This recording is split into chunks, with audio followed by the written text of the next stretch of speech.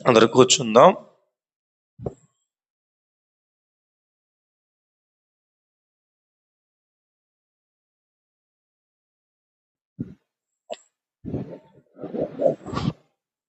Bible గ్రంథంలో నుండి మనం చూసినట్లయితే కీర్తనాకారుడు రాసిన కీర్తన గ్రంథము 136వ కీర్తన 4వ వచనం చదువుకుందాం. 136:4. ఆయన ఒక్కడే మహత్ కార్యములు చేయవాడు, ఆయన కృప నిరంతరము ఉండును. ప్రార్థన చేసుకుందాం. యేసయ్యానికి వందనాలనైనా, గొప్ప దేవుడు, శక్తిమంతుడు. ఇప్పుడు దాకా ప్రార్థన ద్వారా, పాటల ద్వారా మీరు మహిమ పొంది ఉన్నారు అయ్యా. నేను చేయబడిన ఆరాధన ద్వారా కూడా మీరు మహిమ పొందినారు. మీరు చదవబడిన వాక్య భాగాన్ని మేము నేర్చుకుంటున్నాం. మీరేమో అందరితో అర్థమైన రీతిలో సూటిగా మాట్లాడి అద్భుతమైన కార్యాలు, ఆశ్చర్యమైన క్రియలు మీరే జరిగించమని యేసు నామములో ప్రార్థిస్తున్నాం తండ్రి, ఆమేన్. దేవునికి స్తోత్రం. ఇక్కడ మనం చూసినట్లయితే 136వ కీర్తన 4వ వచనములో మాట ఉంది, ఆయన ఒక్కడే మహా ఆశ్చర్య కార్యములను చేయవాడు, ఆయన కృప నిరంతరం ఉండునుగా. దేవునికి స్తోత్రం. నిజమేనండి. క్రైస్తవ జీవితాలలో, క్రైస్తవ కుటుంబాలలో నాకు మేలు జరగడం లేదు, నాకు అద్భుతాలు జరగడం లేదు, నా పట్ల దేవుడు నన్ను విడిచిపెట్టేశాడేమో మనం అనుకుంటూ ఉంటాం. కానీ దేవుడు ఒక్కడే చేయగలడు ఆశ్చర్య కార్యాలు. దేవునికి స్తోత్రం. ఆయన ఆశ్చర్య కార్యాలు చేస్తే కనుక చాలా గొప్పవండి అవి. దేవునికి స్తోత్రం. ఆయన ఒక్కడే మంచివాడు. దేవునికి స్తోత్రం. ఆయన చాలా మంచి దేవుడు, చాలా చాలా మంచి దేవుడు అని. ఆయన మార్పు లేని దేవుడు. దేవునికి స్తోత్రం. ఆయన మార్పు లేని దేవుడు, మనతో నిత్యము ఉండే దేవుడు. దేవునికి స్తోత్రం. నిత్యం మనతో పాటు ఉండే దేవుడు, ఆయన మార్పు లేని దేవుడు, ఆయన మంచి దేవుడు, ఆయన గొప్ప కార్యాలు చేసే దేవుడు అండి. దేవునికి స్తోత్రం. ఆయన చేస్తున్న చేయబోతున్న కార్యాలు ఎవరికి కూడా సాధ్యం కాదు. దేవునికి స్తోత్రం. ఎవరికి సాధ్యము కాదు. అటువంటి ఆశ్చర్య క్రియలు ఆయన ఒక్కడే చేయవాడు. దేవునికి స్తోత్రం. ఆయన కృప నిరంతరము ఉండునుగాక. దేవునికి స్తోత్రం. నిరంతరము ఉండునుగాక అంటాడు. కాబట్టి ఆశ్చర్య కార్యాలు చేసే దేవుడు మన దేవుడు. ఎవరమ్మా? ఆశ్చర్యమైన కార్యాలు చేసే దేవుడు. చూద్దాం. 72:18 కూడా ఉంటుంది ఎత్తుల్లోనే.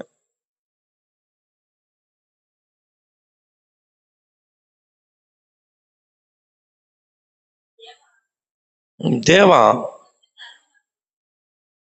చదువు. దేవుడని యెహోవా 72:18 అమ్మా. దేవుడని యెహోవా ఇశ్రాయేలు యొక్క దేవుడు స్తుతింపబడును గాక. ఆయన మాత్రమే ఆశ్చర్య కార్యములు చేయువాడు. దేవునికి స్తోత్రం. ఆయన మహిమ గల నామము నిత్యము స్తుతింపబడును గాక. సర్వభూమియు ఆయన మహిమతో నిండియుండును గాక. దేవునికి స్తోత్రం. ఇది కూడా దావీదు మాట్లాడుతున్న మాటలే. దేవునికి స్తోత్రం. దావీదు నోటి నుండి వచ్చిన కార్యాలన్నది, వచ్చిన మాటలే. దేవునికి స్తోత్రం. ఆయన మాత్రమే ఆశ్చర్య కార్యములు చేయవాడు. దేవునికి స్తోత్రం.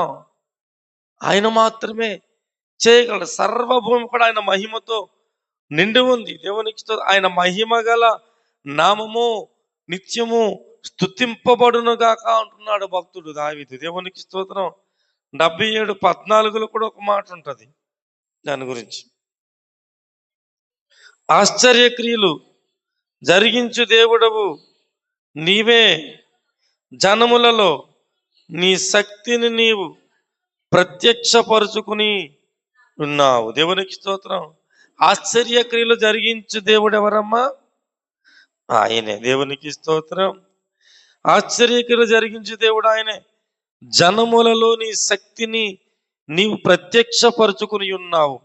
నీ బాహుబలము వలన యాకోబు యోసేపుల సంతతి వారగు నీ ప్రజలను నీవు విమోచించి ఉన్నావు. దేవా, జలములు నిన్ను చూచెను, జలములు నిన్ను చూచి దిగులు పడిను, అగాధ జలములు గజగజలాడెను, మేఘరాశులు నీళ్లు దిమ్మరించెను, అంతరిక్షము ఘోషించెను. దేవునికి స్తోత్రం. అనగా ఆయన అద్భుతమైన కార్యాలు, లెక్కలేనటువంటి మహత్కార్యములు చేయగల దేవుడు. దేవునికి స్తోత్రం. దేవునికి మహిమ కలుగునుగాక. 136:5 ఉంటుంది. 136:5 తన జ్ఞానము చేత ఆయన ఆకాశమును కలుగు చేసిన ఆయన కృప నిరంతరముండునుగా. దేని చేతంటమా? ఆయనంట తన జ్ఞానము చేత ఆకాశమును కలుగు చేశాడు. దేవునికి స్తోత్రం. కేవలం తన జ్ఞానం ద్వారా మాత్రం ఆకాశాన్ని ఆయన నిర్మించాడు, కలుగు చేశాడు. ఆకాశ విశాలములను కలుగు చేసిన గొప్ప దేవుడు. దేవునికి స్తోత్రం. ఆ ఆకాశములో సూర్య చంద్రుల నక్షత్రాలను పెట్టాడు ఆయన. పెట్టాడా లేదమ్మా? అంటే ఎన్ని గొప్ప కార్యాలు ఈ భూమి మీద ఆయన చేశాడు. మన జీవితంలోనే కాకుండా సృష్టిలో కూడా అనేకమైన అద్భుతమైన కార్యాలు చేయగల దేవుడు ఆయన. దేవునికి స్తోత్రం. రకరకాల గ్రహాలను అందులో ఆ ఆకాశ విశాలములో ఆయన అమర్చాడు. సూర్యుడు కింద పడుతుందా? కింద పడిపోతుందమ్మా? పడదు. చంద్రుడు పడిపోతాడా కింద? నక్షత్రాలు పడతాయా? పడవు. దేని సామర్థ్యాన్ని బట్టి దాన్ని ఆకాశ విశాలములు వాటిని ఉంచాడండి ఆయన. రాత్రిని ఏలడానికేమో చంద్రుడిని పెట్టాడు, పగలు ఏలడానికేమో సూర్యుడిని పెట్టాడండి. రాత్రి వెళ్ళడానికి చంద్రుడిని, నక్షత్రాలను పెట్టాడండి. ఆ వెలుగునిస్తాయి మనకి. దేవునికి స్తోత్రం. ఎంత గొప్ప దేవుడండి మన దేవుడు. ఎంత ఆశ్చర్యక్రియలైనా చేసే దేవుడైనా. ఇంకా మన దాని కింద చదివితే ఆయన భూమిని నీళ్ళ మీద పరచిన వాడంట. దేవునికి స్తోత్రం. భూమిని నీళ్ళ మీద పరిచేసిన గొప్ప దేవుడు. సముద్రాలకి సరిహద్దులు ఏర్పరిచాడు ఆయన. దేవునికి స్తోత్రం. ఈ భూమి కనుక సరిహద్దులు, ఆ నీళ్ళ ఆ సముద్రాన్ని కనుక సరిహద్దులు లేకపోతే భూమి అంతా ఏమైపోద్దమ్మా? ప్రపంచం మునిగిపోద్ది. నీళ్లను కూడా ఏ విధంగా ఉండాలి వాటికి సరిహద్దులు ఏర్పాటు చేశాడు దేవుడు. దేవునికి స్తోత్రం. ఆయన కృప నిత్యమును. ఇంకా ఆయన గొప్ప జ్యోతులను నిర్మించిన దేవుడు. దేవునికి స్తోత్రం. ఇంకా పగటిని ఏలుటకు ఆయన సూర్యుని చేశాడంట. రాత్రిని ఏలడానికి ఆయన చంద్రుని, నక్షత్రాలను చేశాడు. ఐగుప్తు దేశపు తొలిచూళ్లను ఆయన హద్దము చేశాడు. ఐగుప్తు ప్రాంతంలో మనం చూసినట్లయితే ఈ ఐగుప్తు ప్రాంతములో ఇశ్రాయేలీయులు ఉన్నారండి. ఇశ్రాయేలు ప్రజలు ఉన్నారు. అది ఇశ్రాయేలు ప్రజలు మరి భయంకరమైన శ్రమలు అనుభవిస్తున్నారు, భయంకరమైన ఇబ్బందులను అనుభవిస్తున్నారు. ఆ అనుభవిస్తున్నప్పుడు మోసే ఆ ఐగుప్తు ప్రాంతంలో ఇశ్రాయేలు ప్రజలను విడిపించడానికి దేవుని చేత పంపబడ్డాడు. దేవునికి స్తోత్రం. పంపబడిన తర్వాత దేవుని యొక్క అద్భుతమైన కార్యాలు, మహత్ కార్యాలు, ఆశ్చర్య కార్యాలు ఐగుప్తు నివాసులు, ఐగుప్తు యొక్క ఫరో రాజు కూడా చూసేలాగా అక్కడ చేశాడు దేవుడు. దేవునికి స్తోత్రం. ఆ కర్రని ఇస్రేమంటే ఆ కర్ర ఏమైందమ్మా? పాముగా. మరి వాళ్ళు కూడా ఆశ్చర్య కార్యాలు చేశారు. కానీ మోసే విసిరిన ఆ కర్ర, ఆహారంతో చెప్పిన కర్ర విసిరినప్పుడు ఆ 2 పాములను కూడా ఏం చేసిందంట? తినివేసింది. వాళ్ళకి ఆశ్చర్యం అనిపించింది. నీళ్ళ మీద కర్రతో కొట్టినప్పుడు నీళ్ళు ఏమయ్యాయి? రక్తముగా మారిపోయింది. ఆశ్చర్య కార్యాలు. ఈగల గుంపును పంపించాడు. ఎందువల్ల? వారు ప్రజలను పంపించడం లేదు. పేర్లు, వడగండ్లు భూమిపై వచ్చేసిందంటే, ఆకాశం వడగండ్లు.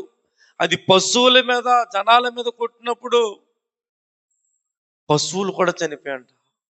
అంటే గొప్ప గొప్ప అద్భుతాలు ఇశ్రాయేలు ప్రజల పట్ల ఆయన అక్కడ జరిగించాడు. కేవలం ఫరోకే చూపించడానికి. మీ దేవుడు గొప్ప దేవుడు, మీ దేవుడు మహత్కార్యములు చేయగల దేవుడని వారు తెలుసుకోవాలి అని దేవుడు అక్కడ అద్భుతమైన కార్యాలు ఇశ్రాయేలు ప్రజల ఎదుట, ఐగుప్తుల ఎదుట, ఫరో ఎదుట దేవుడు చేశాడు. దేవునికి స్తోత్రం. ఒక రాత్రంతా అయితే మొత్తం చీకటి కమ్మేసింది అంటుంది. కానీ ఇశ్రాయేలు ప్రజల ఇంట్లో ఏముంది? వెలుగుంది. ఆయన అద్భుతాలు చేసే దేవుడు. దేవునికి స్తోత్రం. ఆయన నమ్ముకున్న ప్రజలు ఎంత మాత్రం విడిచిపెట్టాడండి. ఒకప్పుడు వారు విడిచిపెట్టిన ప్రజలే, ఒకప్పుడు దేవుని తోలనాడిన ప్రజలే. కానీ ఆ ప్రజలు ఇప్పుడు ఐగుప్తు ప్రాంతములు దేవునికి మరలా మొరపెట్టినప్పుడు దేవుడు వారి జీవితాల్లో ఏం చేశాడు? అద్భుతమైన దేవుడు నేను, ఆశ్చర్యక్రియలు మీ పట్ల జరిగించే దేవుడినని అక్కడ రుజువుపరిచాడు. దేవునికి స్తోత్రం. రుజువుపరిచాడు. అక్కడ మనం చూసినట్లయితే ఐగుప్తు దేశపు తొలి చూలులను ఆయన హతము చేశాడంటండి.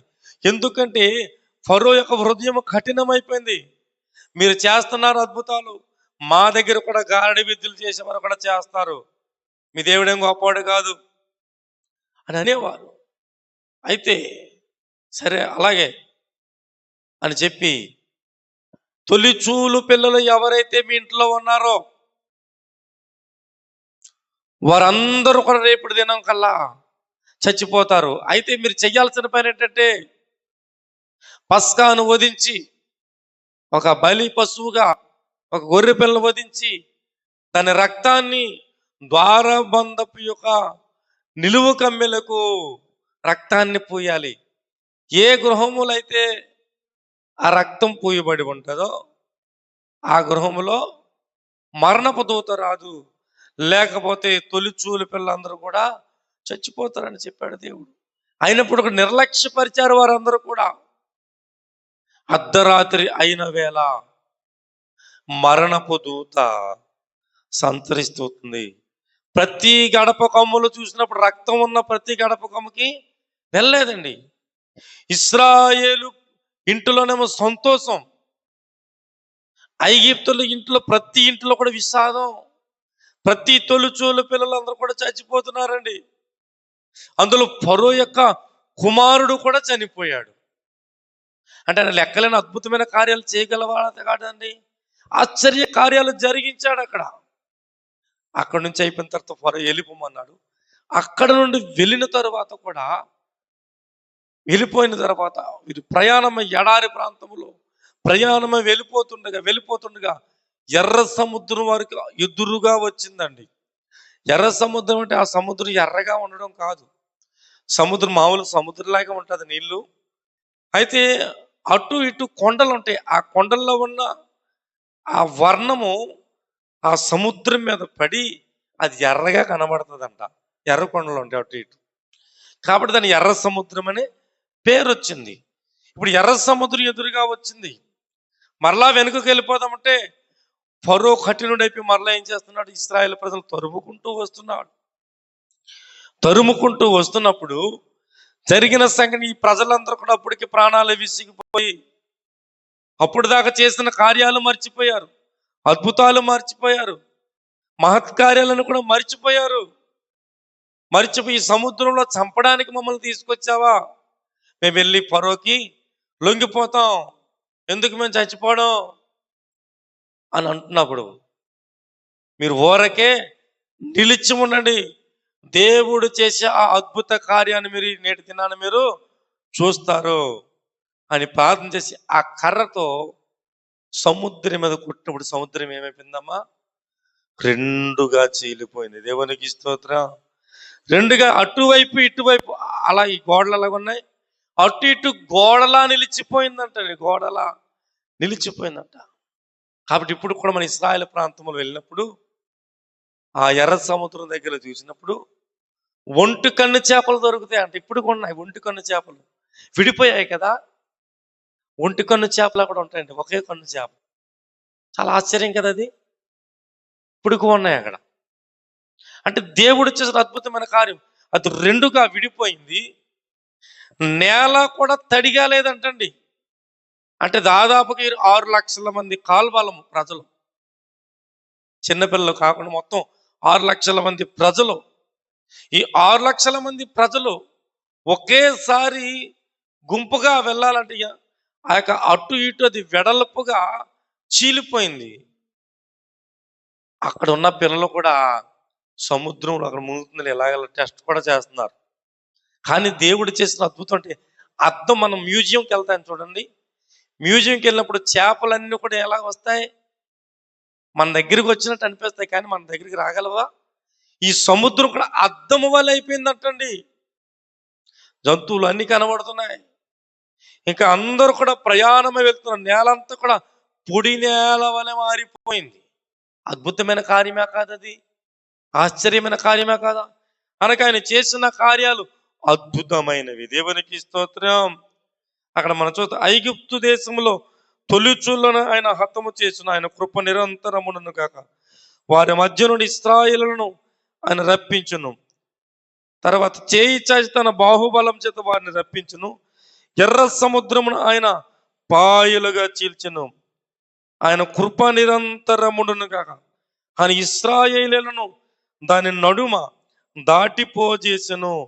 ఫరోను అతని సైన్యమును ఎర్ర సముద్రములో ఆయన ముంచివేసెను. ఇప్పుడు ఈ ప్రజలందరూ కూడా వెళ్ళిపోయారండి. ఇశ్రాయేలు ప్రజలందరూ కూడా గమ్యానికి చేర్చుకో ముందు వెనకాల ఎవరు వచ్చేస్తున్నారు? ఫరో కూడా వచ్చేస్తున్నాడు. ఆ ఎర్ర సముద్రంలో ఆ నేల మీద వచ్చేస్తుంటే మరలా ప్రజలు భయపడుతున్నారు. అరే వాడు వచ్చేస్తున్నాడు, శత్రువు వచ్చేస్తున్నాడు భయపడుతున్నప్పుడు వీరందరూ గమ్యానికి చేరుతున్నాడు. వెనక వైపు నుండి దేవుడు అద్భుతమైన కార్యం ఏంటో తెలుసా? సముద్రంతో మాట్లాడినప్పుడు అది మరలా కలుసుకుంటూ వచ్చేస్తుంది. అందులో ఉన్న ఫరో సైన్యం అంతా అక్కడ మన కింద చూస్తే ఫరోను అతని సైన్యమును ఎర్ర సముద్రములో ఆయన ముంచి వేశాడంట. ఎంత అద్భుతమైన కార్యాలు తన ప్రజల కొరకు చేశాడండి. నేడు దినాన నీ జీవితంలో నా జీవితంలో చేయగలడా? ఖచ్చితంగా చేస్తాడు. ఎర్ర సముద్రము లాంటి భయంకరమైన సమస్యలు మన జీవితాల్లో వస్తున్నాయి, దాన్ని ఖచ్చితంగా ఆయన చేర్చగలడు. దేవునికి స్తోత్రం.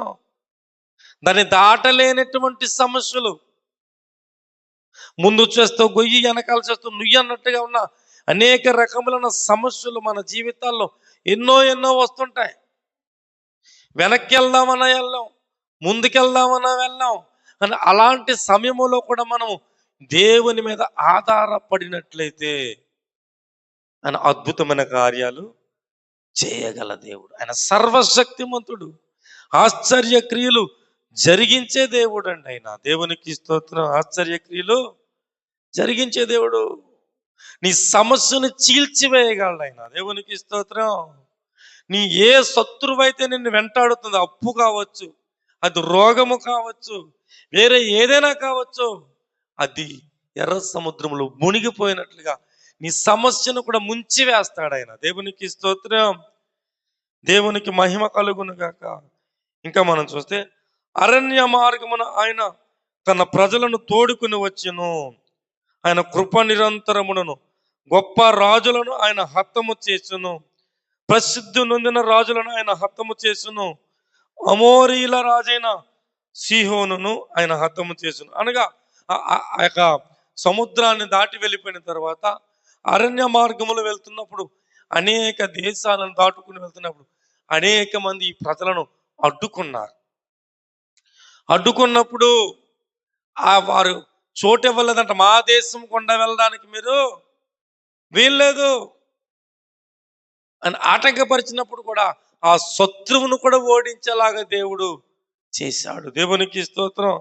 ఎన్నో గొప్ప కార్యాలండి. ఇంకా మనం కిందకు చూస్తే మనము దీనదశలో ఉన్నప్పుడు ఆయన మనలను జ్ఞాపకము చేసుకొనెను.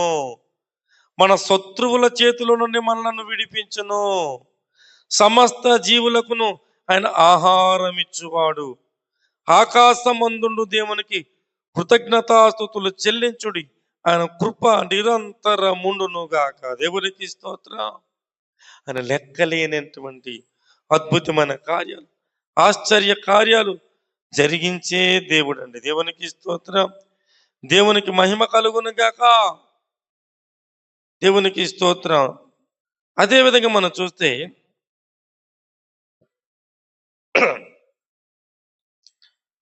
మనం చూసినట్లయితే దీనదశలో ఉన్నప్పుడు మనల్ని ఏం చేశాడంటే ఆయన జ్ఞాపకము చేసుకున్న దేవుడు. దేవునికి స్తోత్రం.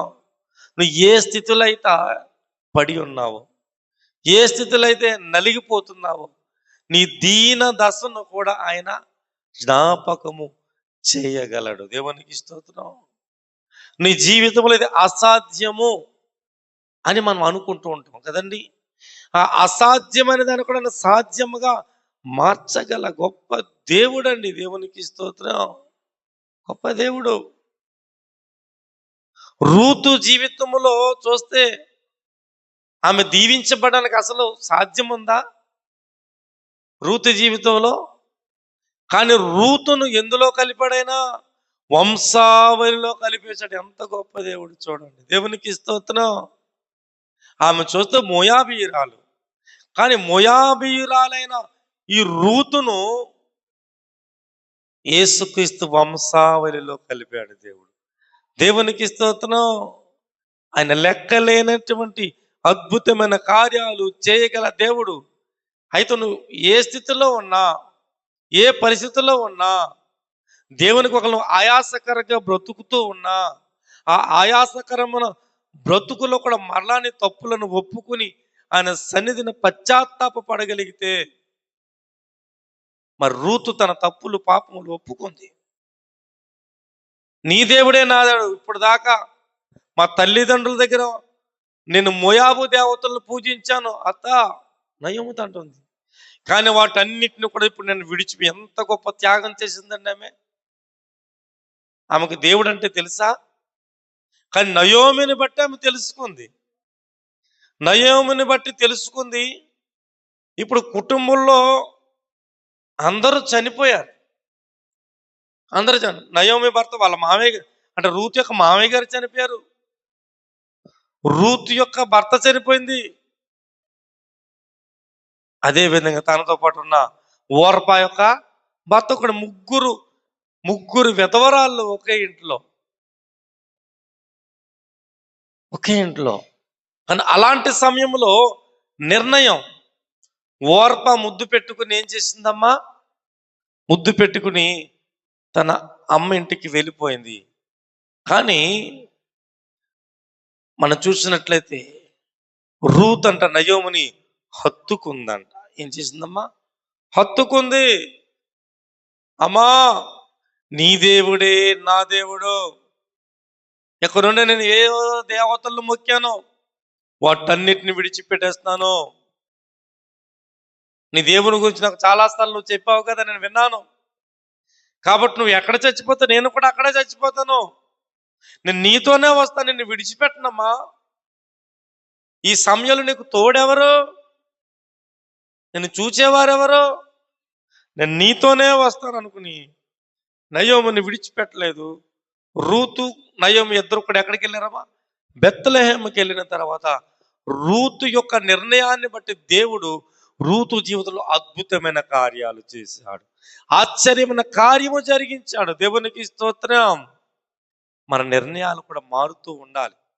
మన నిర్ణయం ఎప్పుడైతే మారుతుందో, మన పాత రోత జీవితాన్ని విడిచిపెట్టి, పాత స్వభావాన్ని విడిచిపెట్టి, ప్రాచీన స్వభావాన్ని విడిచిపెట్టి మనము దేవుని సన్నిధిలో ఒప్పుకున్నట్లయితే దేవుడు కూడా మన జీవితంలో కూడా అద్భుతమైన కార్యాలు చేయగలడండి. దేవునికి స్తోత్రం. చేయగలడు, ఖచ్చితంగా చేస్తాడు. ఆనాడు చేసిన అద్భుత కార్యాలు నేటి దినాల్లో కూడా మన జీవితాల్లో జరిగిస్తాడు. ఆయన అప్పుడు ఉన్నాడు, ఇప్పుడు ఉన్నాడు. దేవునికి స్తోత్రం. ఇప్పుడు ఆత్మరూపుడై మనతో పాటు ఆయన ఉన్న దేవుడు. దేవునికి స్తోత్రం. మనతో పాటు ఉన్న దేవుడు. ఆయన అద్భుతాలు చేస్తే ఎగ్జాంపుల్ మనం చూసినట్లయితే ఒక వ్యక్తి చాలా ఎత్తరైన మనిషి. ఎవరమ్మా? గొలియాతు. 40 దినాలు తన్ను తాను కనపరుచుకుంటున్నాడు. ఎవరికి? ఇశ్రాయేలీలకి. ఇశ్రాయేలు తన్ను తాను కనపరుచుకుంటున్నాడు. తన్ను తాను కనుపరుచుకుంటున్నప్పుడు నాతో పాటు ఎవరైతే యుద్ధానికి వస్తారో రండిరా అని సవాలు విసురుతున్నారు. 40 రోజులు అంటండి. ఇశ్రాయేల్ ప్రజలు కూడా 40 దినాలు కూడా వారితో పాటు అక్కడ వారు కూడా ఉన్నారు. యుద్ధానికి వెళ్దాం అనుకుంటున్నారు. వాడి ఎత్తును చూసి, వాడి బలాన్ని చూసి, వాడి దేహాన్ని చూసి ప్రజలందరూ కూడా వెళ్ళిపోతారు. రాజుగారితో సహా. దేవుని యొక్క శక్తి సామర్థ్యాన్ని ఎవరు చూడడం లేదు. ఆయన ఆశ్చర్య కార్యాలు చేసే దేవుడని, అద్భుతమైన కార్యాలు చేసే దేవుడని సౌలుకు కూడా తెలుసు. సౌలు యుద్ధానికి వెళ్ళినప్పుడు గొప్ప విజయాన్ని పొందుకున్న వ్యక్తి. కానీ ఇప్పుడు యుద్ధ పంక్తులుగా అందరూ కూడా తీర్చారు. అందరూ వచ్చారు. అతను చూస్తే దాదాపుగా 3 అంగుళాలు తక్కువ 10 అడుగులు అనగా 6 మూరల జానడు ఉన్నాడు. ఎవరమ్మా? గొలియాతు. అతని ఈటె బరువు కూడా చాలా పెద్ద నావంత బరువు ఉంటుందంట అతని ఈటె. అతని వస్తువులన్నీ కూడా చాలా దారుణంగా. అతను చూస్తే ఒక రాక్షసుడిలా కనిపిస్తున్నాడు. వాడిని చూసి అందరూ భయపడిపోతున్నారు ఆ గొలియాతును చూసి. అయితే దావీదు క్యారేజ్ పట్టుకుని వచ్చాడు. మరి బాబు ఎస్ఐ చెప్పాడు, వాళ్ళ తండ్రి చెప్పాడు, ఇదిగో యుద్ధం జరుగుతుంది, యుద్ధానికి మీ అన్నయ్యలు వెళ్ళారు మిలిటరీగా, కాబట్టి వారికి పిండి పదార్థాలు తీసుకెళ్ళి, తినుబండారాలు, జున్నుగడ్డలు తీసుకెళ్ళని ఆ జున్నుగడ్డలు ఇచ్చినాడంట. ఆ జున్నుగడ్డలు పట్టుకుని క్యారేజీలో పట్టుకుని అక్కడ వస్తువుల్ని కాపలా కాసే వ్యక్తికి అది అప్పగించేసి, ఆ వాచ్మెన్కి అప్పచెప్పేసి ఒక్కొక్కరు అడుగుతున్నాడు, ఏంటి యుద్ధం ఎన్ని రోజుల నుంచి జరుగుతుంది, ఆ మనిషి ఎవడు అంత ఎత్తుగా ఉన్నాడు, అసలు ఏంటని మొత్తం అని తెలుసుకుంటున్నాడు. మొత్తం అని తెలుసుకున్నప్పుడు ఈడా నేను అరణ్య ప్రాంతంలో గొర్రెలు కాచుకుంటున్నప్పుడు నా గొర్రెలను చంపడానికి ఎలుగుబంటి వచ్చింది ఒకసారి, సింహము వచ్చింది ఒకసారి. ఆ సింహపు నోటు నుండి నేను నా గొర్రె పిల్లని కాపాడను, 2 దవడలు చీల్చవతలు పడేశాను. ఈ సున్నతి లేని ఫిలిష్తీయుడు ఏ పాటివాడు, వాడిని చూచా మీరు భయపడిపోతున్నారు. మన దేవుడు అద్భుతాలు చేసే దేవుడు, యుద్ధము యెహోవాదే అంటున్నాడండి. దేవునికి స్తోత్రం. ఆ నోట ఈ నోట. ఇది వాళ్ళ అన్నయ్య దగ్గర కూడా, వాళ్ళ అన్నయ్యలు వచ్చారు, రే నీ బుద్ధి మాకు తెలుసురా, నువ్వెందుకు వచ్చావో ఏంటి కుశల ప్రశ్నలు అడుగుతున్నామంట అందరికీ. నోరు మోసుకుని ఇంటికి వెళ్ళిపోరా నువ్వు అని వాళ్ళు అన్నారు. అయినప్పుడు కూడా అక్కడి నుంచి వాళ్ళ అన్నయ్య గౌరవించి అక్కడి నుంచి వెళ్ళిపోయి మరలా అలాగే కుశల ప్రశ్నలు అందరిని అడుగుతున్నాడు అటండి. మొత్తం అతను చెప్పిన విషయాలు కొంచెం ఆశ్చర్యంగా ఉందేమో. సౌలు పిలిపించాడు. సౌలు దాకా వెళ్ళింది. సౌలు పిలిచి ఆ వ్యక్తిని ఎలా తీసుకురండి అన్నప్పుడు చిన్న కుర్రోడు, బాలుడు, 16-17 సంవత్సరాల వయసు. మరి నువ్వు చూస్తే బాలుడులా ఉన్నావు, నీ మాటలు చూస్తే పెద్దవిగా ఉన్నాయి, ఏంటి సంగతి? ఫిలిష్తీయుడితో నువ్వు యుద్ధానికి వెళ్తావా? అవును నేను వెళ్తాను. ఈ సున్నత లేనివాడు ఏపాటు వాడు అని మరలా వివరిస్తున్నాడు. అరణ్య ప్రాంతంలో గొర్రెలు కాస్తున్నప్పుడు ఒకరోజు ఎలుగుబంటి వచ్చింది, చంపడానికి చీల్చేశాను. సింహం వచ్చింది, చీల్చబడి నా దేవుడే నా ద్వారా చేశాడు. ఇటు సున్నతి లేనివాడు, వాటికంటే ప్రతిదేం కాదు, నేను ఓడించగలను అన్నాడు. మొత్తం మీద సౌలు తన వస్త్రాలన్నీ కూడా ఇచ్చేసి తన కత్తినిచ్చి పంపించాడు. ఎవరితోటి? యుద్ధానికి వెళ్ళమని. నాకు ఇది అభ్యాసము కాదని, ఇది నాకు వాడుక కాదనుకుని ఆ యుద్ధం చేయను, వెళ్ళిపో అంటున్నాడు అతను. వెళ్ళిపో అంటున్నప్పుడు అయినప్పుడు కూడా కర్ర అట్టుకుని వెళ్తున్నాడు దావీదు. అతనికి చాలా కోపం వచ్చింది. తన దేవత పేరట శపించేసి, నా దేవతలకి మొక్కలు మొక్కలుగా కోసేసి నరికి పడేస్తాను అనుకుంటున్నాడు అవతలుడు. వెంటనే ఏటిలోనికి పరిగెత్తుకుంటూ వెళ్ళాడంట దావీదుగా. ఏటిలోనికి పరిగెత్తుకుంటూ వెళ్తూ 5 నున్నని రాళ్ళు తీసుకొచ్చాడు. ఏంటమ్మా? 5 నున్నని రాళ్ళు. ఎందుకు నున్నని రాళ్ళు? ఆ నున్నని రాళ్ళు మనమే. దేవునికి స్తోత్రం. సజీవమైన రాళ్ళు. సజీవమైన రాళ్ళని ఒక దగ్గర రాయబడింది కదా. ఈ యొక్క రాళ్ళు కోసం మనం తర్వాత నేర్చుకుందాం 5 నున్నని రాళ్ళ గురించి. అయితే 5 నున్నని రాళ్ళు కూడా తన చిక్కములో వేసుకున్నాడు అంటండి. చిక్కములో వేసుకుని గొల్యాతు దగ్గరికి పరిగెత్తుకుంటూ వెళ్తూ ఆ చిక్కములో నుండి ఒక రాయి తీసుకున్నాడు. ఒక రాయి తీసుకుని ఒక రాయి తీసుకుని చిక్కాని విసిరి కొట్టినప్పుడు గిర్రా తిప్పి కొట్టినప్పుడు నొసట మీద ఎక్కడ తగిలిందంటండి. నొసట మీద తగిలినప్పుడు ఎలా పడాలి? వెనక్కి పడాలి కదా. బోర్లా పడ్డాడు. వెంటనే బోర్లా పడ్డాడు. వెంటనే దావీదు పరిగెత్తుకుంటూ వెళ్ళి ఆ యొక్క గొల్యాతు కత్తిని తీసి తన తల తెగ నరికి ఆ తలను తీసుకెళ్ళి ఎక్కడ పెట్టాడు? సౌలుకి అప్పగించాడు. దేవునికి స్తోత్రం. దేవునికి మహిమ కలుగును గాక. అంటే దేవుడు అద్భుతమైన కార్యాలు చేయగలడు. ఆశ్చర్యమైన కార్యాలైన చేయగల సమర్థుడు. దేవునికి స్తోత్రం. ఇశ్రాయేలు ప్రజలందరూ కూడా భయపడిపోతారు, గజగజ వణికిపోతున్నారు. వాళ్ళకి మనం దాసులు అయిపోలేమో, బందీలు అయిపోలేమో ఫిలిస్తీన్లకి. అలాంటి సమయంలో దేవుడు దావీదును నిలబెట్టి ఇశ్రాయేలు పక్షమున యుద్ధం చేశాడు. దావీదుకి 10,000 కొలది, సౌలుకి 1,000 కొలదని ప్రజలు అంటున్నారు. దావీదుకి 10,000 మంది అన్నారేమ్మా, ఒక్కడే కదా చంపాడు. ఒక్కడైనా 10,000 మంది చంపాడా? ఒక్కడనే చంపాడు దావీదు. కానీ దావీదుకి ఏమంటున్నారు? అనగా ఆ ఒక్కడే 10,000 మందితో సమానం. వాడు ఆ ఒక్కడే అంత బలవంతుడు. అంతటి శత్రువు యొక్క బలవంతటి మీద తనకి అధికారాన్ని ఇచ్చాడు. ఎవరో? దేవుడు. దేవునికి స్తోత్రం.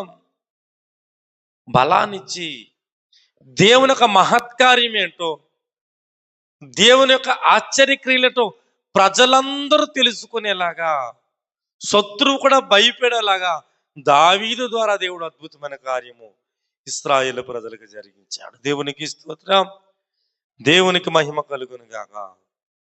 అని ఆశ్చర్యక్రియలు జరిగించే దేవుడు. దేవునికి స్తోత్రం. ఆయన ఒక్కడే చేయగలడు. ఆయన ఒక్కడే అద్భుతమైన కార్యాలు చేయగలడు.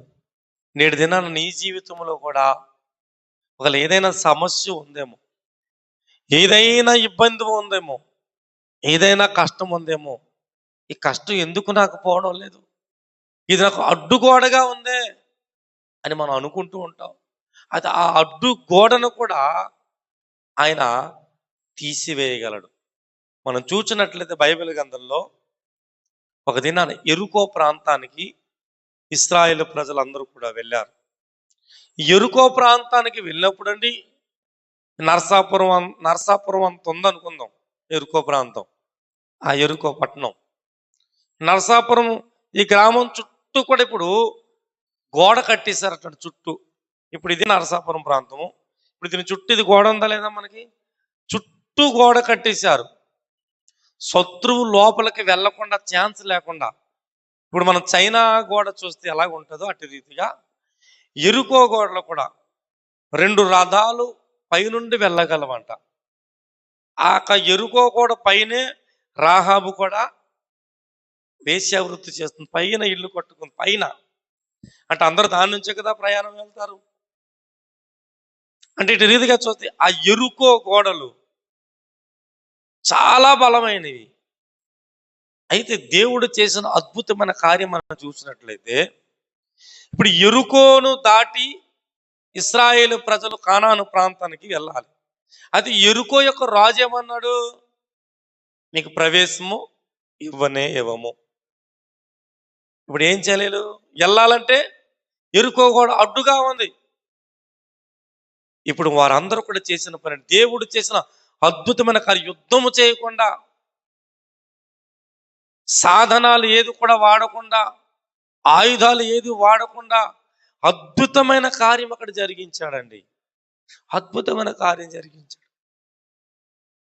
7 దినాలు ఆ గోడ చుట్టూ అంటండి. 7 దినాలు గోడ చుట్టూ తిరగడం అంటే సామాన్యమా? ఈ ఊరు చుట్టూ కూడా గోడ కట్టారు. 7 దినాలు అంటండి. ఒక్కొక్క రోజు ఒక్కొక్కసారి తిరిగారు. 7వ రోజు 7 సార్లు గోడ చుట్టూ తిరుగుతూ బాకానాదాలు, సితారాలు, అంటే వారి దగ్గర ఉన్న వాయిద్యాలు వాయించుకుంటూ నోటితో స్తుతులు పలుకుతూ వెళ్తున్నప్పుడు గోడ భూకంపం కలిగి పగిలిపోయినట్లుగా గోడ పడ పడ పడమని పడిపోయింది అంతే. చూసారా? యెరికో గోడలు ఇంజనీర్ ప్లాన్లతో వారు కట్టారు, చాలా బలంగా కట్టారు. దాదాపుగా 2 రథాలు అనగా మనం చూస్తే 2 కార్లు వెళ్ళిపోయేంత వెడల్పు ఉంది. అంత వెడల్పైన ఆ యెరికో గోడలే దేనికి పడిపోయమ్మా? స్తుతికి పడిపోయాయి. అంటే దేవుడు గొప్ప కార్యాలు చేస్తాడా లేదా? చేస్తాడు. యెరికో లాంటి సమస్యలు నీ జీవితంలో, నా జీవితంలో, మన అందరి జీవితంలో ఎన్నో వచ్చాయి. కానీ అలాంటి సమయంలో మనం ఎవరిని ఆశ్రయించామో, దేవుని స్తుతించుతున్నామా, మనం దేవుని మహిమపరుస్తున్నామా గమనించాలి. దేవునికి స్తోత్రం. ఎవరైతే దేవుని నామాన్ని ఘనపరుస్తారో, ఆయన ఆశ్చర్యక్రియలు, అద్భుతమైన కార్యాలు జరిగించే దేవుడని నమ్ముతారో, వారి జీవితాల్లో మాత్రమే అవి పడిపోతాయి. దేవునికి స్తోత్రం. యెరికో గోడలు పడిపోయాయి. మొత్తం మీద యెరికోని మొత్తం ఆక్రమించేశారు. యెరికోలో ప్రవేశం అయిపోయారు. యెరికోలో ఉన్న వారందరితో యుద్ధము చేసి గమ్యస్థానం తర్వాత వారు వెళ్తూ వెళ్తూ వెళ్ళిపోయారు. దేవునికి స్తోత్రం. దేవునికి మహిమ కలుగున. ఇంకా మనం చూస్తే ఒక దినం యుద్ధం జరుగుతుంది, భయంకరంగా యుద్ధం జరుగుతుందండి.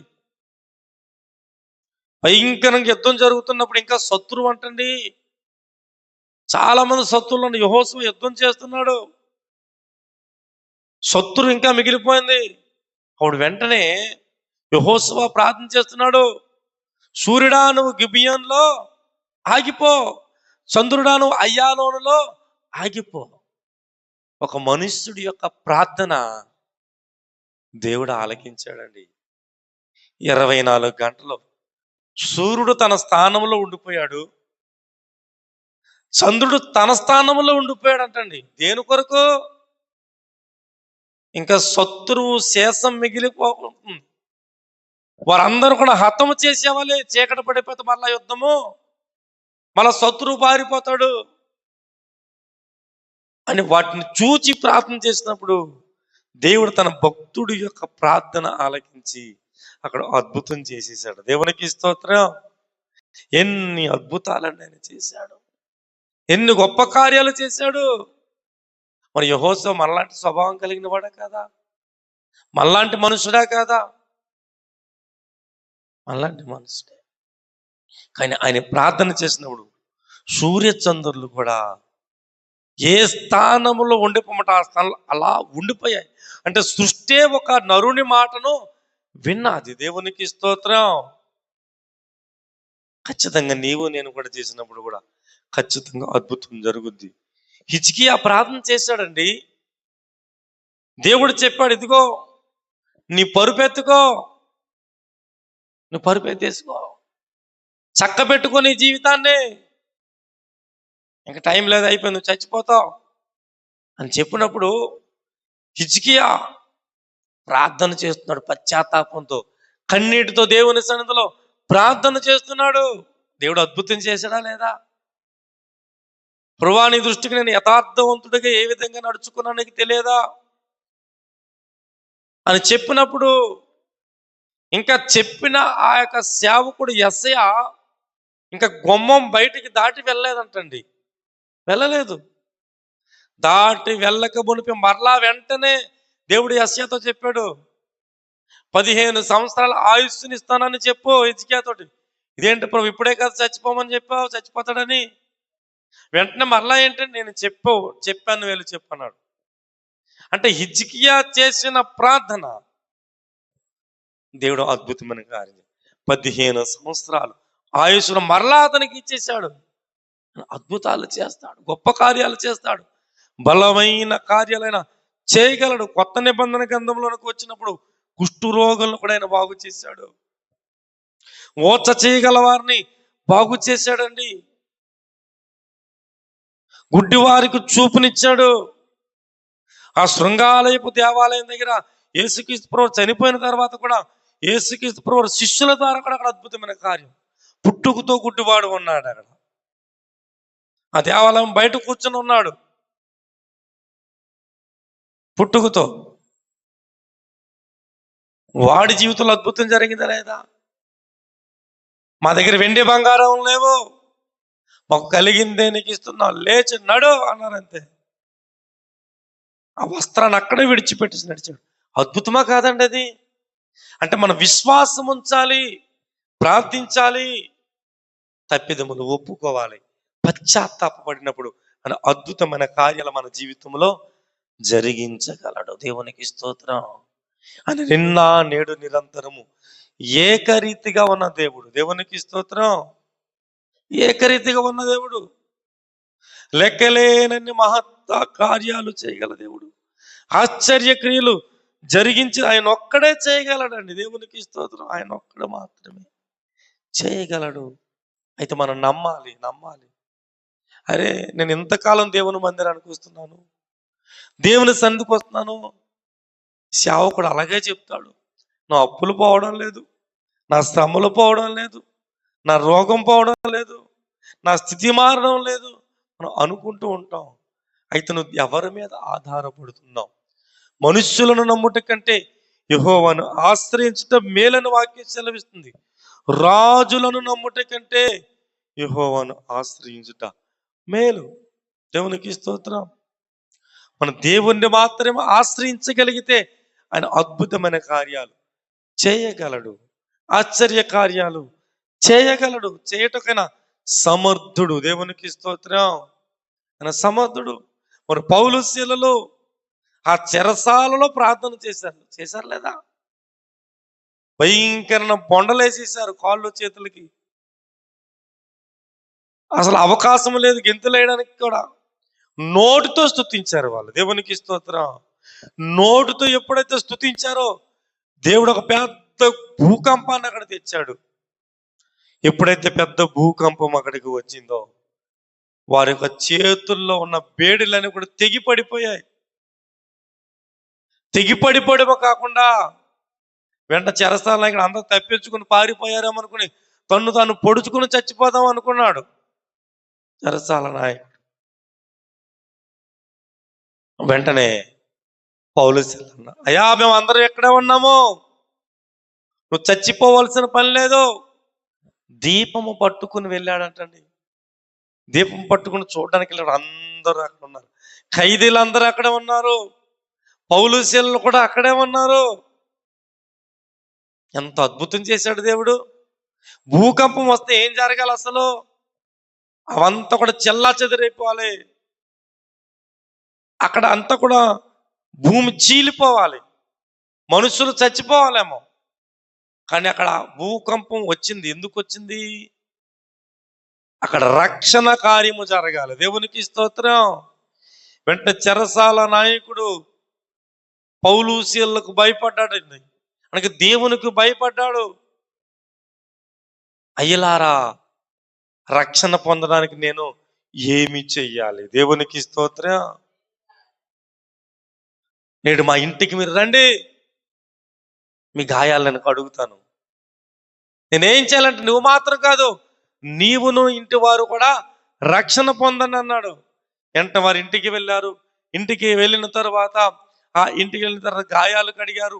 వెంటనే పౌలు శీల అక్కడ వాక్యాన్ని వారి ఇంటిలో బోధించినప్పుడు ఆ ఇంటి వారందరూ కూడా వాక్యాన్ని విన్నారు, బాప్తిసాన్ని పొందుకున్నారు. దేవునికి స్తోత్రం. ఎంత అద్భుతమైన కార్యం చేశాడు. పౌలు శీలకు విడుదల కలిగింది, రక్షణ కార్యం కూడా అక్కడ జరిగింది. దేవునికి స్తోత్రం. దేవుడు ఎంతైనా నమ్మదగిన వాడండి, ఎంతైనా నమ్మదగిన వాడు. నా జీవితంలో మేలు చేయడం లేదు, నా జీవితంలో అద్భుతాలు చేయడం లేదు, నా బ్రతుకు మారడం లేదు అని మనం అనుకుంటూ ఉంటాం. నీ కుమారుడు బ్రతుకు మారడం లేదా, నీ కుమార్తెకి వివాహం జరగడం లేదా, అయితే నీ సమస్యను తీసుకెళ్ళి దేవుని సన్నిధిలో పెట్టి నువ్వు ప్రార్థన చేయాలి. చేసినప్పుడు ఖచ్చితంగా అద్భుతమైన కార్యము చేస్తాడండి, చేస్తాడు. ఎందుకు నీ బిడ్డ మారడు? ఖచ్చితంగా మారతాడు. ఒక దినాన ఒక దైవజనుడు చెప్పి ముగించేస్తాను. ఒక దైవజనుడి దగ్గరికి ఒక తల్లి కొడుకు ఇద్దరు కూడా వస్తున్నారంటండి. తల్లి కొడుకులు ఇద్దరు కూడా వస్తున్నారు. అయితే తన కుమారుడు జుట్టు ఎలాగుందంటే చాలా భయంకరంగా ఉందంట. ఒక దైవజనుడు చెప్పిన మాట నేను మీకు చెప్తున్నాను. ఆ జుట్టు పేసనగా పెంచాడు. జుట్టు చాలా దారుణం అనమాట. అటు ఇటు ఏమి కూడా లేదు, మధ్యలో ఎలాగ ఉంది. అయితే నేను మందిరానికి రానంటే అలా అమ్మ బలవంతంగా తీసుకొచ్చేది. అయితే దైవజనుడు చెప్పాడు, గద్దించాడు. ఎవరా ఈ హెయిర్ స్టైల్ ఏంట్రా నాయన అని చెప్పినాడు. పాపం నేను ముందే చెప్పానమ్మా నీకు దైవజనుడు వస్తే తిడతాడని, నాకు తెలుసు, నువ్వు అనవసరంగా తీసుకొచ్చావు, నేను రాను నీ చర్చికి అని అలిగాడంటండి. అలిగి వాళ్ళ అమ్మను కూడా తిట్టాడంటండి. అయితే రాను రాను వాళ్ళ అమ్మ ఏంటంటే బుజ్జగించింది. నేటి దినాల్లో తల్లిదండ్రులు చెప్పాలి, నీ పిల్లవాడు, నీ కుమార్తె కావచ్చు, కుమారుడు కావచ్చు, వాడు ఆ దైవజనుడు మాటకు లోబడ్డం లేదా? పిల్లలు ఏం చేస్తున్నారు తల్లిదండ్రులు నేటి దినాల్లో? ఆ చర్చి మానేరా, అది కాకపోతే ఇంకో చర్చి ఉంది అక్కడికి వెళ్ళు, ఆ దైవజనుడు అలాగే తిడతాడు అని అంటారు. కానీ వాళ్ళ తల్లి ఏం చెప్తుంది తెలుసా? మరి బాబు ఎందుకురా నువ్వు కోపం? ఎవరి మీద నీకు కోపం? దైవజనుడి మీద నీకు కోపమా? దైవజనుడు ఏం చెప్పాడు నీకు? నీ మంచే చెప్పాడు కదా. చర్చకు వచ్చిన పిల్లలందరూ ఎలాగున్నావు, నువ్వెలాగున్నావు? నీ వస్త్రధారణ బాగోదు, చిరిగిపోయిన చొక్కా, చిరిగిపోయిన ప్యాంట్లు వేసుకుని వస్తావు, ఫ్యాషన్ అంటావు. ఆ జుట్టు చూస్తే అక్కడక్కడ కత్తిరించుకుని వస్తావు. మరి నువ్వు దేవుణ్ణి నమ్ముకున్నావు, బయటికి వెళ్ళిన తర్వాత నువ్వు సమాజంలో తిరిగినప్పుడు నీ దేవుడు ఎలాంటి వాడని చెప్తారు కదా అమ్మా. మారరా ఇప్పటికైనా నువ్వు. నీ దైవజనుడు నీ మంచి కొరకే నీకు గద్దించాడు అని చెప్పినప్పుడు తల్లి చెప్పిన మాటలకి నేటి దినాల్లో తల్లిదండ్రులు చెప్పాలి, గద్దించాలి పిల్లల్ని. ఇంటికి వచ్చిన తర్వాత ఆ చర్చి మానే, ఆ దైవజనుడు అలాగంటాడని మనం అనకూడదు. చెప్పినప్పుడు ఆ తల్లి మాటలు, వాక్యములో ఉన్న కొన్ని విషయాలు చెప్పి గద్దించినప్పుడు వాళ్ళ తల్లి మాటలకు విని మరుసటి దినాన్ని మందిరానికి వచ్చాడంటండి. ఇప్పుడు ఎలాగొచ్చాడో తెలుసా? నొన్నను గుండుతో వచ్చాడంట. ఇప్పుడు ఎలాగమ్మా? నొన్నను గుండుతో వచ్చాడంట. మళ్ళా పాస్టర్ గారి దగ్గరికి వచ్చి ప్రార్థన చేసుకున్నాడు. ఒరే బాబు ఏట్రా ఈ గుండు? ఇది మాత్రం అది కాదు పాస్టర్ గారండి, అది పోవాలంటే గుండు ఒకటి దీనికి మార్గం. నేను మారిపోయాను అన్నాడంట. అంటే వాళ్ళ తల్లి చేసిన ప్రార్థన, వాళ్ళ తల్లి చేసిన ఆ బుద్ధి నేర్పించింది కదండి. మరి దేవుడు అద్భుతం చేశాడా లేదా? అద్భుతం చేశాడు. తల్లిదండ్రులు చెప్పాలి పిల్లలకి. దైవజనుడు గద్దిస్తున్నాడా, నీ కుమారుడు మారడం లేదని, ఎలాగని, అమ్మా నీ కుమారుడు ఈ రకరకాల వ్యసనాల్లో ఉన్నాడని గద్దిస్తున్నప్పుడు చాలా మంది బిడ్డలు నేడు దినాలు మానేస్తున్నారు సన్నిధికి. అది తల్లిదండ్రులు ఒప్పించి దైవజనుడు నీకు నీ మంచి కోసమే చెప్పడని చెప్పి మందిరానికి తీసుకురావాలి.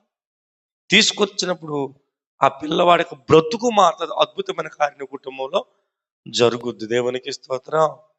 నిజంగా ఆయన ఖచ్చితంగా లెక్కలేనటువంటి అద్భుతమైన కార్యాలు అక్కడ రాయబడి, ఆయన ఒక్కడే మహా ఆశ్చర్య కార్యములు చేయబడు. 136వ కీర్తన 4వ వచనం. ఆయన ఒక్కడే మహా ఆశ్చర్య కార్యములు చేయవాడు. ఆయన కృప నిరంతరమును గాక. తన జ్ఞానము చేత ఆయన ఆకాశము కలుగు చేసెను. ఆయన కృప నిరంతరమును. ఈ వాక్యం అంతా కూడా మనం చదివినట్టు ఆయన కృప కృప కృప కృప. ఆయన ఒక్కడే కార్యాలు చేయగల గొప్ప దేవుడు. దేవునికి స్తోత్రం. ఆయన కృప నిరంతరముండుగాక. దేవునికి స్తోత్రం. ఆయన ఆశ్చర్య కార్యాలు చేసే దేవుడు కాబట్టి, ఆ ఆశ్చర్యకరుడు, ఆ అద్భుతాలు చేసే దేవుడు, ఆ మేలులు చేసే ఆ దేవునికి మనం ఏం చేయాలమ్మా? విశ్వాసమును కలిగి ఉండాలి, నమ్మిక కలిగి ఉండాలి. ఆయనకు మాత్రమే మనం ఏం చేయాలమ్మా? ప్రార్థించాలి. ప్రార్థించినప్పుడు ఖచ్చితంగా ఆనాడు ఇశ్రాయేలు ప్రజలు చేసిన కార్యం మన జీవితంలో కూడా చేయగలడు. దేవునికి స్తోత్రం. ఎర్ర సముద్రాన్ని చీల్చిన దేవుడు నీ సమస్యను కూడా చీల్చగలడు. ఎరుకో కోటలను పడగొట్టిన దేవుడు నీ సమస్యలను కూడా పడగొట్టగలడు. గొల్యాతు అనే శత్రువుని చంపిన దేవుడు, నీకు గొల్యాతు లాంటి అనేకమైన సమస్యలు నీ జీవితంలో ఉన్నాయి, వాటిని కూడా పడగొట్టగలడు ఆయన. దేవునికి స్తోత్రం. మోకరించిన అందరం మోకరించి ప్రార్థన చేసుకుందాం. యేసయ్యా, నువ్వు ఒక్కడవే మంచి దేవుడు అయ్యా. నువ్వు ఒక్కడవే మంచి దేవుడు. నీవు మార్పు లేని దేవుడు నైనా, మాతో నిత్యము ఉండే దేవుడు. నువ్వు చేసిన కార్యాలు అద్భుతమైనవి, ఆశ్చర్యకరమైనవి, లెక్కలేనన్ని మహత్కార్యములను చేయగల దేవుడు నాయన. కృప చూపండి, సహాయించండి, మేలు చేయండి ప్రభువా. నువ్వు నిన్న నేడు నిరంతరము ఏకరీతిగా ఉన్న దేవుడు, నాడు చేసిన దేవుడు, నేడు కూడా మా జీవితాల్లో చేయగల దేవుడువు, సమర్థుడువు నాయన. కార్యము జరిగించండి, మేలు చేయండి. ఈ స్థలానికి వచ్చిన ప్రతి బిడ్డ జీవితంలో అద్భుతాలు జరుగును కాక, గొప్ప కార్యాలు జరుగును కాక, ఆశ్చర్య కార్యాలు యేసు నామమున వారి కుటుంబాలలో జరుగును గాక. బిడ్డలందరిని దీవించమని, కృప చూపమని యేసు నామములో ప్రార్థన చేస్తున్నాం తండ్రి. ఆమేన్.